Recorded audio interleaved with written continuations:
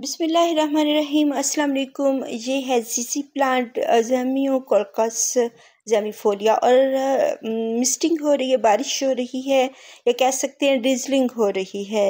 ये हल्की सी बूंदाबांदी हो रही है और बहुत हल्की सी बारिश हो रही है। कभी थोड़ी सी तेज़ हो जाती है, कभी थोड़ी सी हल्की हो जाती है। तो बहुत दिनों के बाद, बहुत गर्मी के बाद अब 2 डेज़ हुए हैं बारिश को। तो ये है ज़ेमिफोलिया प्लांट, जिसको हम आम ज़ुबान में ज़ीज़ी प्लांट के नाम से जानते हैं। और ये मेरा बहुत हेल्दी प्लांट था और इसकी 6 तकरीबन ब्रांचेस थी। इसकी जो ये स्टेम, तो ये आहिस्ता आहिस्ता से गलना शुरू हो गई और नीचे से रोट होना शुरू हो गई। तो फिर नीचे से मैंने इनको कट किया ताकि मेरा दूसरा प्लांट जो है वो महफूज रहे और ख़राब ना हो। तो ये ज़ेमिफोलिया सारा तो ख़राब नहीं हुआ, लेकिन जो इसके ब्रांचेस रोट हो रही थी उनको मैंने कट किया और शुक्र है ये आगे नहीं बढ़ा और वहीं पे रुक गया। और फिर ये मेरे प्लांट की 2 जो ब्रांचेस हैं वो अच्छी सी चल रही हैं। एक जो ब्रांच थी उसको मैंने प्रोपगेशन के लिए उसको निकाला था यहाँ से। तो बादल अभी भी आए हुए हैं और हल्की हल्की सी बारिश भी हो रही है। तो ये जो लेकिन वीडियो बनानी होती है और हम बाहर भी नहीं जा सकते हैं, तो इधर ही हम इसकी वीडियो बना लेते हैं और साथ में मौसम को एंजॉय भी करते हैं और ठंडी ठंडी हवा भी आ रही है। तो ज़ेमिफोलिया एक बहुत खूबसूरत इंडोर प्लांट है और हमारे टॉप टेबल्स पर जो खिड़कियों में और विंडोज़ में हम कॉफ़ी टेबल्स पर भी रख सकते हैं।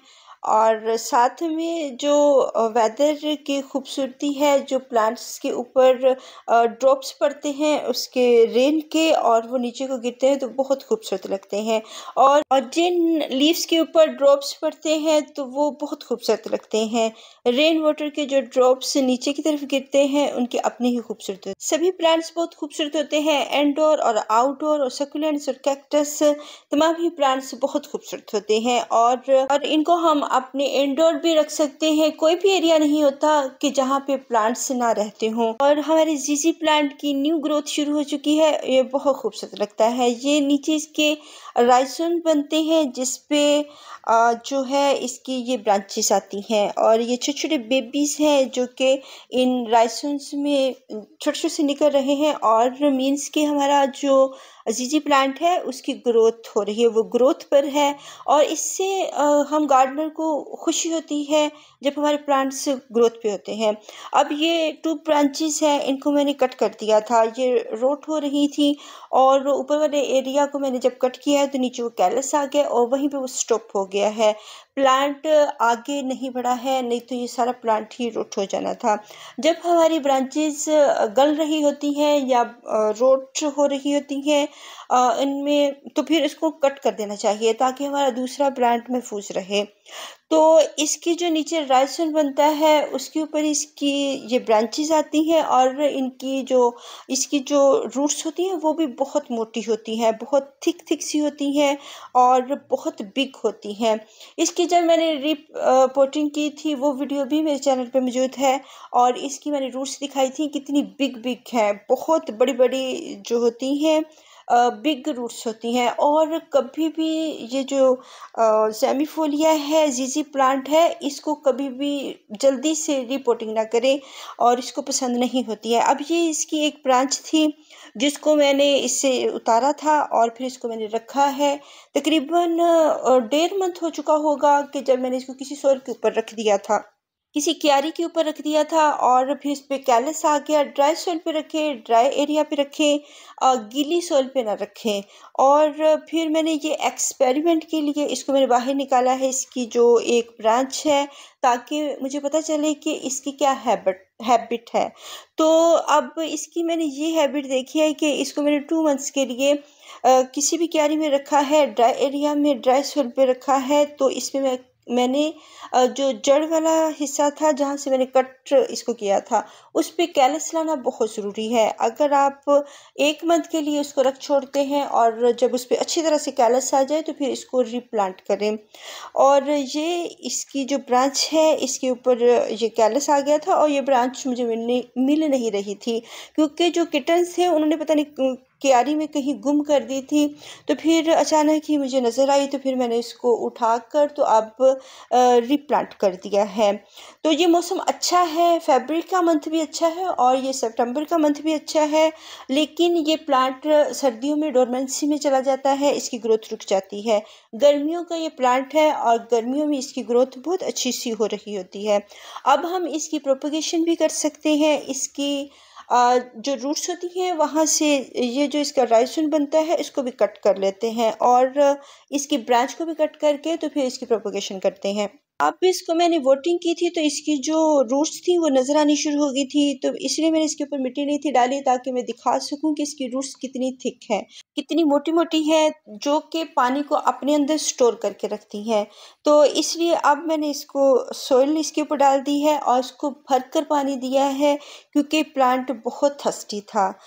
तो इसको मैंने अच्छी तरह से वोटिंग की है और अभी भी मैं ना इसको पानी देती तो अभी भी इसकी कोई रिक्वायरमेंट नहीं थी कि इसको पानी दिया जाए। अभी भी ये काफ़ी दिन गुजार सकता था पानी के बगैर।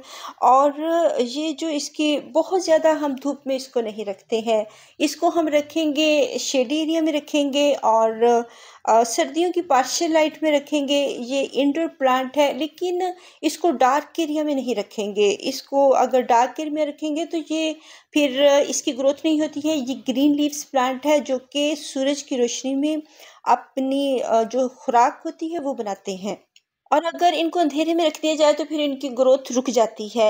इसलिए इनको पार्शियल लाइट में और ब्राइट लाइट में रखते हैं और जिससे ये अपनी खुराक बनाते हैं और ज़िंदा रहते हैं। अब ये जो इसकी मैंने कटिंग उतारी थी ये काफ़ी दिन तकरीबन 1.5 माह से या 2 मंथ मैंने इसको ऐसे ही रखा है।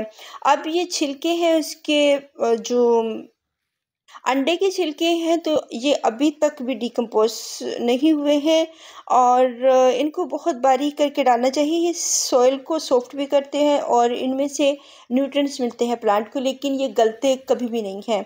जिस पोट से मैंने ये सॉइल निकाली है तकरीबन 3-4 ईयर उसमें ईयर्स उसमें रहा है प्लांट, और उसकी जब मैंने सॉइल निकाली है तो अभी तक ये छिलके डिकम्पोज नहीं हुए हैं। तो मीन्स के इनको ये डिकम्पोस्ट नहीं होती है, इनको सिर्फ हम सॉइल को अच्छा भुरभुरा सॉफ्ट करने के लिए यूज़ कर सकते हैं।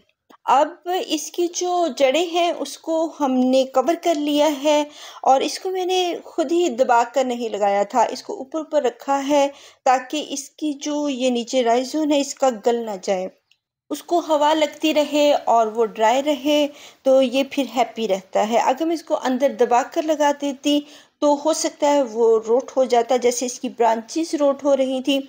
इसलिए वो जो एरिया मैंने बिल्कुल दबाकर अंदर की तरफ नहीं लगाया, इसको थोड़ा-सा मैंने ऊपर की तरफ रखा है। अब ये इसकी जो कटिंग है थोड़ी ड्राई सी है, क्योंकि इसको मैंने 2 मंथ के लिए ऐसे ही रख छोड़ा है। तो 1 मंथ तक इसकी जो है ब्रांच को ड्राई करना चाहिए और फिर रिप्लांट कर देना चाहिए। और मैंने इसलिए 2 मंथ किए कि मैं देखना चाहती थी, एक्सपेरिमेंट करना चाहती थी कि ये कितनी की देर बर्दाश्त कर सकता है पानी के बगैर। तो इसने बड़ी आसानी से 2 मंथ से गुजार लिए हैं और इसकी जो ब्रांच है वो अभी इसके लीव्स जो है ड्राइनेस की तरफ जा रहे हैं और ड्राई हो रहे हैं और इसकी ब्रांच भी ड्राई हो रही है। अब इसको मैंने रीप्लांट कर दिया है और अच्छी तरह से वॉटिंग कर दी है। छोटा पॉट है लेकिन फ्यूचर में हम इसको बिग पॉट देंगे, क्योंकि इसकी जो रूट्स होती हैं काफ़ी ज़्यादा बिग हो जाती हैं।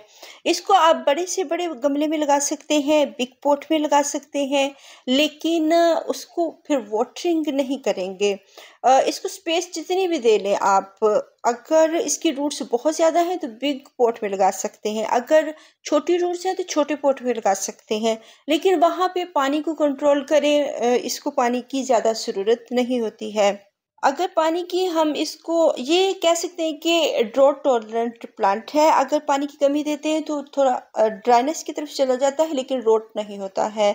और जब मैं इसको वाटरिंग कर रही थी तो मैंने इसको पानी दिया। अगर 15 डेज़ के बाद भी मैंने इसको वाटरिंग की तब भी ये गल रहा था। और अगर इसको मैंने 1 मंथ के बाद वाटरिंग की तब भी इसने बर्दाश्त नहीं किया। ये मेरा काफ़ी भरा हुआ प्लांट था और 6-7 इसकी ब्रांचेस थी जो 2 रह गई हैं। तो अब 2 और न्यू आ रही हैं, तो ठीक है, हमारा प्लांट अब हेल्दी है और इसको मैं समझ चुकी हूँ। जब ये प्लांट न्यू आपके गार्डन में आए उसको बिल्कुल भी ना तंग करें, उसको एक कोने में रख दें और उसको 1 ईयर के लिए तकरीबन उसकी हैबिट को जानें कि उसकी हैबिट क्या है। तो फिर हम उसकी जब नेचर से वाकिफ़ हो जाते हैं तो फिर हम उसको जानते हैं। ये एक लॉन्ग सा पॉट है। इसकी ब्रांचेस, इसकी जो जड़ें होती हैं वो लॉन्ग जाती हैं, नीचे डीपली जाती हैं, जिसकी वजह से मैंने इसको लॉन्ग वर्टिकल पॉट दिया है। इसकी अगर किसी प्लांट की जो रूट्स होती हैं ऊपर ऊपर को बढ़े तो फिर उसको हम ब्रॉड पॉट देते हैं, लंबा सा पॉट नहीं देते हैं। जबकि जीजी प्लांट, अब इसकी जो जगह है, पॉट की बात हो गई कि इसको हमने वर्टिकल लंबा लॉन्ग पॉट देना है और इसकी जो जगह है वो हमने उस एरिया में रखना है जहाँ पे ब्राइट लाइट आती हो और सुबह की रोशनी आती हो। ये ईस्ट वाला एरिया है जहाँ से जो सूरज की रोशनी है ये प्लांट्स को मिलती है। लेकिन ये वो एरिया है जहाँ पे सर्दियों में धूप नहीं आती है। सुबह के टाइम बहुत हल्की सी धूप अब इस एरिया में रह गई है, जबकि गर्मियों में यहाँ पे फुल धूप होती है। फिर हम इसके एरिया को चेंज कर देंगे।